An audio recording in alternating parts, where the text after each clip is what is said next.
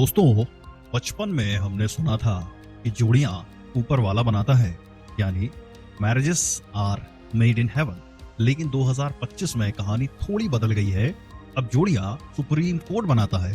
सोचिए, एक लड़का जो बलात्कारी मतलब रेपिस्ट करार दिया जा चुका हो, जिसे कोर्ट ने 10 साल की कठोर कारावास की सजा सुना दी हो, अचानक सुप्रीम कोर्ट के जजों को एक सिक्स्थ सेंस आता है और वही कैदी जेल की वर्दी उतारकर शेरवानी पहन लेता है। जेल की बजाय वो सीधा मंडप में पहुंच जाता है। यह कोई बॉलीवुड फिल्म की स्क्रिप्ट नहीं है, यह हकीकत है। आज हम बात करेंगे उस केस की जहां सुप्रीम कोर्ट ने कानून की किताब बंद करके दिल की आवाज को सुना। क्या है ये सिक्स्थ सेंस वाला इंसाफ? चलिए कहानी को शुरू करते हैं। नमस्कार दोस्तों, मेरा नाम है एडवोकेट राहुल लखेरा और आज हम बात करेंगे एक ऐसे लैंडमार्क जजमेंट की जो सबूत देता है कि भारत में कानून सिर्फ किताबों से नहीं, कॉमन सेंस और कभी कभी सिक्स्थ सेंस से भी चलता है। आज के वीडियो में आप समझेंगे कैसे एक शादी का झूठा वादा मतलब फॉल्स प्रॉमिस ऑफ मैरिज का केस 10 साल की जेल में बदल गया। आईपीसी की धारा 376 और 376(2)(n का वो खतरनाक खेल क्या है जिसमें फंसने के बाद निकलना नामुमकिन है। संविधान का अनुच्छेद 142 आर्टिकल 142 ऑफ इंडियन कॉन्स्टिट्यूशन, वो ताकत जो सुप्रीम कोर्ट को भगवान बना देती है, और कैसे सुप्रीम कोर्ट ने एक टूटते रिश्ते को जोड़कर पूर्ण न्याय कंप्लीट जस्टिस किया। अगर आप लॉ स्टूडेंट हैं या बस ये जानना चाहते हैं कि रिलेशनशिप में ब्रेकअप होने पर जेल जाने से कैसे बचें, तो ये वीडियो अंत तक देखिए, क्योंकि यहाँ बात सिर्फ कानून की नहीं बल्कि आपकी जिंदगी की भी है। कहानी को रिवाइंड करते हैं साल 2015 में, जगह सोशल मीडिया, जहां आधे से ज्यादा भारत का दिल धड़कता है। तो हुआ यूं कि एक लड़का और एक लड़की फेसबुक इंस्टाग्राम पर मिले, दोस्ती हुई, प्यार हुआ और फिर वो हुआ जो फिजिक्स और बायोलॉजी के मिलने पर होता है, मतलब शारीरिक संबंध। लड़की का कहना था कि लड़के ने वादा किया था कि मैं तुमसे शादी करूंगा। वक्त बीतता गया, शादी की तारीख आई नहीं और तारीख पे तारीख आने लगी। जब लड़के ने शादी टालनी शुरू की तो लड़की की इनसिक्योरिटी जाग गई। साल 2021 आ गया। सोचिए, 6 साल का रिश्ता। लड़की ने गुस्से में आकर पुलिस स्टेशन में एफआईआर दर्ज करा दी। अब आरोप क्या था? शादी का झांसा देकर बलात्कार। अब यहाँ जरा कानून को गहराई से समझिए। पुलिस ने धाराएं लगाई आईपीसी की सेक्शन 376 और IPC 376(2)(n। Section 376 of IPC यह रेप की सजा बताता है। साधारण भाषा में, अगर लड़की की मर्जी के बिना या धोखे से सहमति लेकर संबंध बनाया तो वो रेप है। और सेक्शन 376(2)(n यह और भी ज्यादा खतरनाक है। इसका मतलब है कि एक ही महिला के साथ बार बार अगर रेप किया गया। अब आप सोचेंगे, पर वो तो रिलेशनशिप में थे।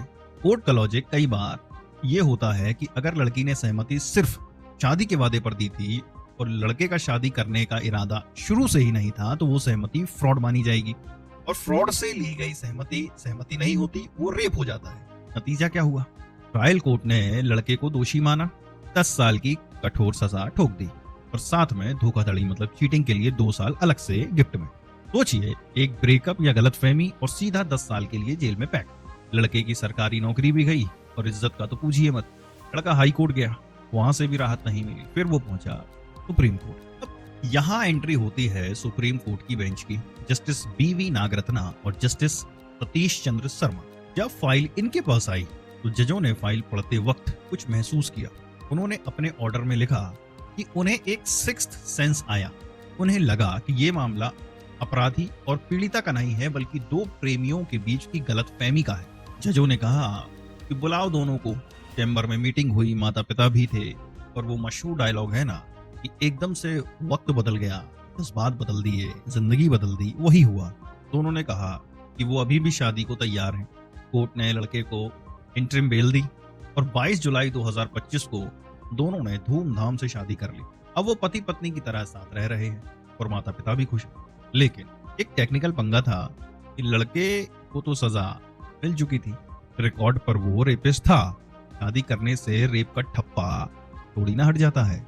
यहाँ सुप्रीम कोर्ट ने अपना सबसे बड़ा हथियार निकाला, आर्टिकल 140 ऑफ इंडियन कॉन्स्टिट्यूशन। दोस्तों, इस आर्टिकल को ध्यान से समझ लो। भारत के संविधान का अनुच्छेद 142 ये सुप्रीम कोर्ट को एक्स्ट्रा ऑर्डिनरी पावर, असाधारण शक्ति देता है पूर्ण न्याय करने के लिए, to do the complete justice. इसका मतलब है कि अगर कानून की किताबों में कोई रास्ता ना भी हो लेकिन अगर सुप्रीम कोर्ट को लगता है कि इंसाफ करने के लिए जरूरी है तो वो कुछ भी ऑर्डर दे सकते हैं।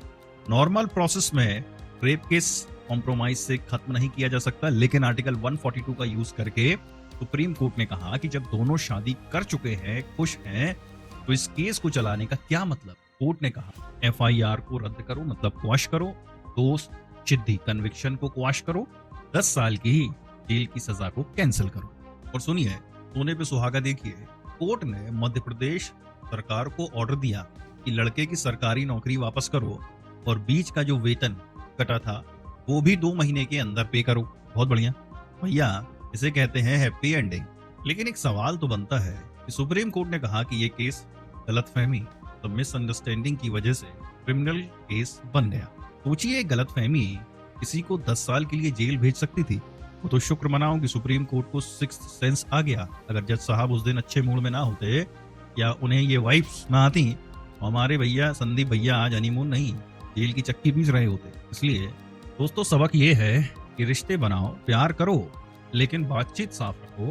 ब्रेकअप हो तो शराफत से हो, पुलिस थाने में नहीं, क्योंकि हर बार सुप्रीम कोर्ट बीच में आकर शादी नहीं करवाएगा।